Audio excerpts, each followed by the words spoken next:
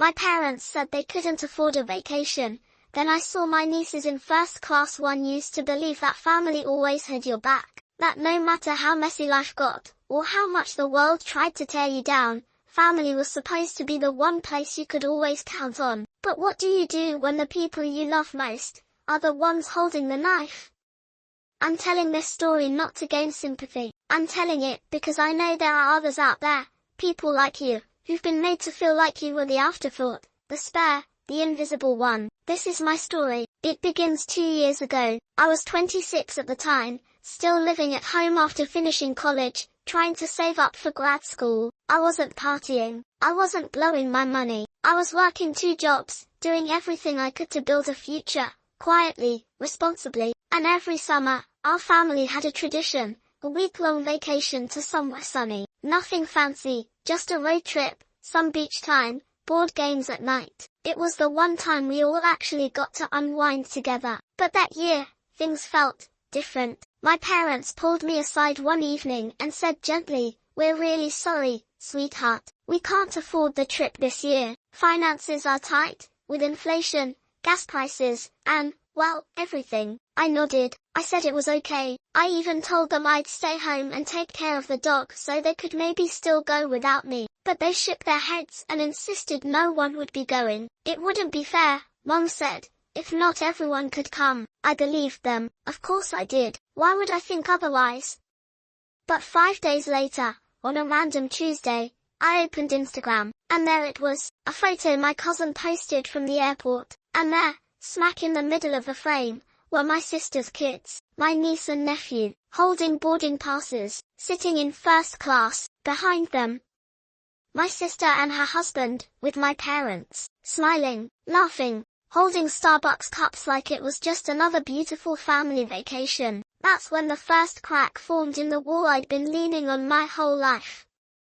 I stared at the photo on my screen for a long time, long enough for the image to blur because my eyes were stinging. At first, I told myself maybe it was an old picture, maybe they were reposting something from years ago. But then I looked at the caption, "Summer getaway with the best people in the world, some with rays #airplane #red heart #family time #blessed life," and that was it. That was the moment I knew it wasn't a mistake. It wasn't a misunderstanding. They went on vacation, without me. They lied to my face. I felt a pit open in my stomach. I clicked on my sister's profile, and it hit me like a train. Dozens of stories, videos of my niece playing on the beach, my dad grilling by the pool, my mom in sunglasses holding a margarita, laughing in slow motion, and the captions hurt the most. So grateful to have such a supportive family, love these bonding moments. We all needed this time together, all, except me. I couldn't move, I couldn't think, I just sat there, staring at the screen, my breath caught in my throat. I scrolled deeper, comment after comment from friends and extended family. "Looks amazing. Y'all are family goals. Where's my name, though?" No replies, just silence. No one even acknowledged I existed, like I'd been erased. That night, I didn't sleep, and the next day, I still tried to give them the benefit of the doubt. Maybe something had changed at the last minute. Maybe they thought I was too busy. Maybe they thought I didn't want to go. But those were all excuses I was making for them, because I didn't want to face the truth. They didn't forget me. They excluded me, deliberately. The day they came back, I was sitting at the kitchen table, pretending to scroll my phone, pretending like everything was fine. I had to see if they'd come clean. When the front door opened, my mom walked in laughing, bags in her hand, sunburn on her cheeks. "Oh honey," she said, "we missed you so much. The house felt empty without you." I blinked slowly. "Yeah." She nodded, smiling. It just wasn't the same. I took a breath and asked the question flatly, "How was the trip?" She froze, just for a second, but I saw it. Her eyes widened, and then she smiled too quickly. "Oh, you saw the pictures?" "Yep." Then came the excuses. "It was last minute. Your sister invited us. We didn't think you'd want to go. You've been working so hard. We didn't want to burden you. It was complicated. There wasn't enough space. You were going to be busy anyway. You wouldn't have liked the place." I let them talk. I didn't say a word, because none of it mattered. None of it changed the fact that they lied. They didn't just go without me. They built a story around it. They planned it in secret. My sister's kids knew. My brother-in-law knew. My entire family knew, except me. And no one said a word. Later that week, I finally got the full story. From my cousin, of all people. She messaged me privately, said she couldn't sleep after seeing how they treated me, and that she thought I deserved to know the truth. She told me they planned the trip months ago. My sister picked the location. My mom booked the tickets. They all talked in the family group chat, one I hadn't even been included in. When someone asked, should we invite me? My sister apparently said, he's always so quiet. It's not really his thing. And my mom, she agreed, didn't even bother asking me. They just assumed I wouldn't fit. Or maybe they didn't want me to. That's what hurt the most. Not the vacation, not the photos, not even the lies. It was realizing that the people who raised me didn't think I mattered enough to include, that I was optional, forgettable, replaceable. After my cousin told me the truth, I stopped speaking to my family. No calls, no texts, no passive-aggressive replies, just silence. I needed space, not just physical space, but emotional space to breathe without pretending I was okay, because I wasn't, not even close. It felt like someone had ripped the floor out from under me. These were the people I had shared everything with. Holidays, birthdays, my childhood. They were the ones I called when I got my first job, when I was scared, when I didn't know what to do with my life. And now, it was like none of that mattered. I started to question everything,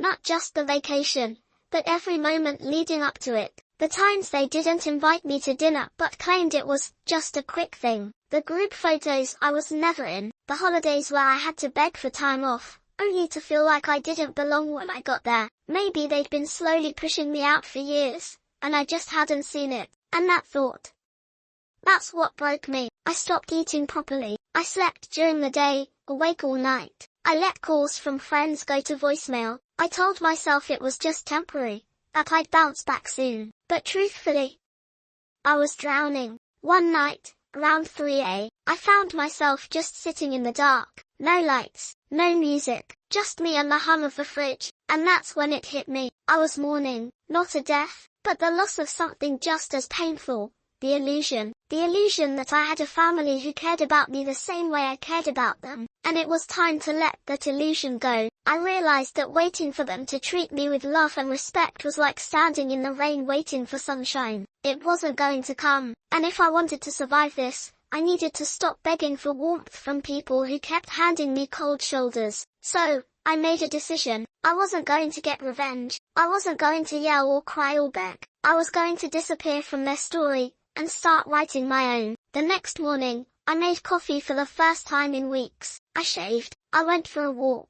Small things, but they felt monumental. I started journaling, just a few sentences a day. Then I reached out to old friends I'd lost touch with. Not many replied, but a few did. And that was enough to remind me that not everyone disappears when things get quiet. I signed up for therapy. I didn't tell anyone. I just went. And it was in those sessions that I said the words out loud for the first time. I feel abandoned by my family. It wasn't easy, but saying it made it real. And when things are real, they can finally start to heal. About 6 months into rebuilding, I met someone. Her name was Ava. We met at a bookstore. She saw me looking at a book she loved and started talking to me about it. Normally, I would have kept the conversation short and walked away, but something about her made me stay. She didn't know my story. She didn't know the pain or the baggage. She just knew me as I was in that moment. And slowly, day by day, conversation by conversation, she helped me rediscover the version of myself I thought was gone. The one who laughed, the one who dreamed, the one who believed in connection. As my emotional world healed, so did my career. I poured my energy into work. I pitched a project I'd been sitting on for years, and to my surprise, it was greenlit. Fast forward 8 months later,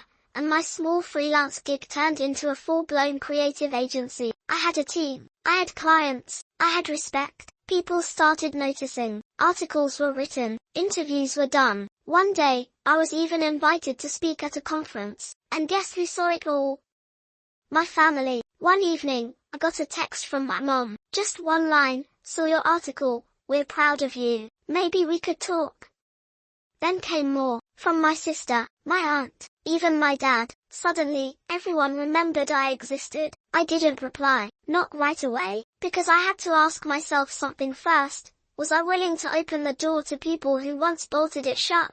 Eventually, I met with my mum. We sat at a coffee shop. She cried, said she was sorry, that they hadn't realized how deeply it would hurt me. I listened, but I didn't say, it's okay, because it wasn't. I told her I was no longer angry, but I couldn't forget what they did. I didn't yell. I didn't try to make her feel bad. I just let her feel the weight of her choices. And I left that coffee shop with something I hadn't had in a long time, peace. If you've ever felt like the black sheep, if you've ever been excluded, forgotten, erased, let me tell you something. Your worth doesn't come from who invites you. It comes from who you are when no one's watching. Build your own table. Find your people. Protect your peace. And most of all, never let the ones who left you define who you become.